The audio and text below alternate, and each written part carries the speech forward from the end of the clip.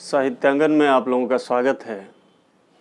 आज मैं बिहार बोर्ड की 12वीं कक्षा की हिंदी पाठ्यपुस्तक से एक नई कविता लेकर आया हूँ, जिसका शीर्षक है प्यारे नन्हे बेटे को। इसके कवि विनोद कुमार शुक्ल हैं, जिनका जन्म राजनांदगांव छत्तीसगढ़ में 1937 ईस्वी में हुआ। शुक्ल जी कवि और कथाकार दोनों हैं और दोनों ही विधाओं में इन्हें महारत हासिल है। अभी हम लोग जो कविता पढ़ने वाले हैं वह इनके कविता संग्रह से ली गई है, जिसका नाम है वह आदमी नया गरम कोट पहनकर चला गया। इसके अलावा इनका एक और संग्रह है लगभग जय हिंद। 1999 ईस्वी में इन्हें साहित्य अकादमी पुरस्कार भी मिला। आइए अभी हम लोग इनकी इस रचना को पंक्ति दर पंक्ति समझने का प्रयास करते हैं। विनोद कुमार शुक्ल इस कविता के माध्यम से असल में नारी और पुरुष वर्ग में जो कर्म कुशल लोग हैं उनकी ओर इशारा कर रहे हैं और प्रतीक स्वरूप उन्होंने ऐसे लोगों को लोहा माना है। तो आइए हम लोग कविता की शुरुआत करते हैं। प्यारे नन्हे बेटे को कंधे पर बैठा मैं दादा से बड़ा हो गया सुनना यह। कवि कह रहे हैं कि उनको इसका अनुभव है और वे चाह रहे हैं कि पाठक भी इस बात का अनुभव करें कि वे अपने नन्हे से बेटे को कंधे पर बिठाएं और उनके मुंह से यह सुने कि वह अपने दादा से बड़ा हो गया। किसी बच्चे के नन्हे से बच्चे के मुंह से ऐसा सुनना सचमुच बड़ा ही आह्लादकारी होता है। आगे एक कवि कहते हैं, प्यारी बिटिया से पूछूंगा बतलाओ आसपास कहाँ कहाँ लोहा है। फिर वो अपनी बिटिया से एक साधारण सा प्रश्न कर रहे हैं कि अपने आसपास तुम ढूंढो, नज़र दौड़ाओ और बताओ कि लोहा कहाँ कहाँ है। चिमटा, करकुल, सिगड़ी, समसी, दरवाजे की सांकल, कब्जे, खीला दरवाजे में धंसा हुआ वह बोलेगी झटपट। और कवि को यह विश्वास है कि चूँकि लोहा इतनी सर्वसाधारण चीज़ है कि आसपास ज्यों ही वह नज़र दौड़ाएगी उसे ये सारी चीज़ें दिखने लगेंगी। वो झटपट गिनाने लगेगी। चिमटा, करकुल अर्थात कलछुल, सिगड़ी अर्थात कड़ाही, समसी अर्थात सड़सी, दरवाजे की सांकल यानी जंजीर, कब्जा और उसमें धंसा हुआ लोहे की खील या लोहे की कील। रुककर वह फिर याद करेगी एक तार लोहे का लंबा लकड़ी के 2 खंभों पर तना बंधा हुआ बाहर सूख रही जिस पर भैया की गीली चड्डी, फिर एक सेफ्टी पिन साइकिल पूरी। फिर उसे याद आएगा कि बाहर में जो तार टंगा हुआ है जिस पर सब अपने अपने कपड़े सुखाते हैं और भैया की गीली चड्डी उस पर सूख रही है, वह भी तो लोहे का बना हुआ है। फिर उसे और भी याद आएगा, उसे सेफ्टी पिन याद आएगी और फिर उसे साइकिल की याद आएगी जो लगभग पूरी तरह लोहे की बनी हुई चीज़ है। आसपास वह ध्यान करेगी, सोचेगी, फिर वह और भी चिंतन करेगी, सोचने लगेगी कि और कहाँ कहाँ लोहा है। दुबली पतली पर हरकत में तेजी कि कितनी जल्दी जान जाए वह आसपास कहाँ कहाँ लोहा है।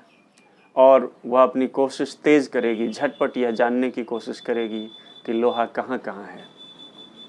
मैं याद दिलाऊंगा जैसे सिखलाऊंगा बिटिया को फावड़ा, कुदाली, टंगिया, बसुला, खुरपी, पास खड़ी बैलगाड़ी के चक्के का पट्टा, बैलों के गले में कांसे की घंटी के अंदर लोहे की गोली।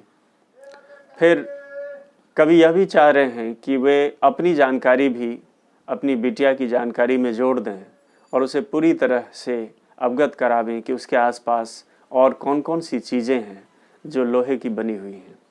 और वे कुछ चीज़ों के नाम यहाँ गिना रहे हैं, जैसे फावड़ा, कुदाली, टंगिया जिसे टेंगाड़ी भी कहते हैं, बसूला, खुरपी और बैलगाड़ी के चक्के का पट्टा, फिर कांसे की जो घंटी होती है उसके अंदर की लोहे की गोली जिससे टन टन की आवाज़ आती है। फिर इसमें उनकी पत्नी भी कूद पड़ती है। पत्नी याद दिलाएगी, जैसे समझाएगी बिटिया को, बाल्टी, सामने कुएं में लगी लोहे की घिर्री, छत्ते की काड़ी डंडी और घमेला। फिर पत्नी भी कुछ और चीज़ें गिनाने लगेंगी, बताएंगी कि लोहा कितनी आम चीज़ है, सामान्य सी चीज़ है जो हर जगह दिख जाती है। जैसे बाल्टी, लोहे की जो घिर्री होती है कुएं में लगी हुई जिससे पानी खींचते हैं वो, छत्ते की डंडी, घमेला, हंसिया, चाकू, भिलाई, बलाडीला, जगह जगह लोहे के टीले। और फिर इन छोटी छोटी चीज़ों के बाद उनकी पत्नी को भिलाई के बलाडीला में जो लोहे का कारखाना है वहाँ पर जगह जगह जमा लोहे के टीले याद आएंगे। ये सारी चीज़ें वह गिनवा देगी। इसी तरह घर भर मिलकर धीरे धीरे सोच सोच कर एक साथ ढूंढेंगे कहाँ कहाँ लोहा है। फिर कभी चाह रहे हैं कि घर के सारे लोग मिलकर यह देख लें, यह जान लें कि लोहा और कहाँ कहाँ मिलता है, हमारे जीवन में कितना और लोहे का महत्व है, या लोहा और कितनी दूर तक, कितने भीतर तक हमारे जीवन में प्रवेश किया हुआ है। इस घटना से उस घटना तक कि हर वो आदमी जो मेहनत कश लोहा है। फिर कवि ने एक अजीब सा प्रतीक इस कविता के अंतिम हिस्से में गढ़ा है और यह बताने की चेष्टा की है कि अब तक वे लोहे के जिन सामानों को गिनवा रहे थे, असल में उनका मकसद सिर्फ उन सामानों को गिनवाना नहीं था, ये जताना था कि लोहा हालांकि साधारण सी चीज़ है लेकिन बहुत ही उपयोगी है और इसलिए यह जनजीवन में छाया हुआ है। लोहे के बने सामान हर जगह सामान्य ढंग से उपलब्ध हो जाते हैं। तो वो लोहे की तुलना एक ऐसे मेहनतकश आदमी से कर रहे हैं जो दिन रात मेहनत करके अपने जीवन को संवारने में लगा हुआ है या जीवन की ज़रूरतें पूरी करने में व्यस्त है। ऐसा हर व्यक्ति, ऐसा हर मर्द लोहा है, हर वो औरत दबी सताई बोझ उठाने वाली लोहा।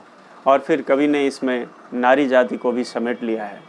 वे कह रहे हैं कि जो भी दबी हुई सताई हुई औरत है, जो दिन रात काम के बोझ तले दबी है, वह भी लोहे की तरह ही ज़िंदगी व्यतीत कर रही है। लोहे की तरह ही वह अपने शरीर का उपयोग कर रही है और जीवन के सरंजाम जुटाने में व्यस्त है, लगी हुई है। जल्दी जल्दी मेरे कंधे से ऊंचा हो लड़का, लड़की का हो दूल्हा प्यारा, उस घटना तक कि हर वो आदमी जो मेहनत कश लोहा है, हर वो औरत दबी सताई बोझ उठाने वाली लोहा। फिर कभी यह भी उम्मीद कर रहे हैं कि लोहे का यह प्रतीक उसके अपने बेटे और बेटी के जीवन में भी प्रवेश करे, उसके जीवन में भी यह प्रतीक साकार होकर आए और वे चाह रहे हैं कि जल्दी जल्दी उनका लड़का बड़ा हो जाए, वह किसी का दूल्हा बने और घर का बोझ संभालने लायक हो जाए। फिर वे यह भी चाह रहे हैं कि उसकी बिटिया के लिए कोई दूल्हा मिल जाए और वह बिटिया भी किसी के घर की बहू बनकर उस घर को संभालने लगे। फिर वो भी लोहे की तरह अपने जीवन को संवारने में जुट जाए। तो कवि ने एक साधारण सी चीज़ लोहे के जरिए और लोहे के बने सामानों को गिनवा कर अंत में जो प्रतीक गढ़ा है, उस प्रतीक के माध्यम से बहुत ही बड़ा संदेश दिया है।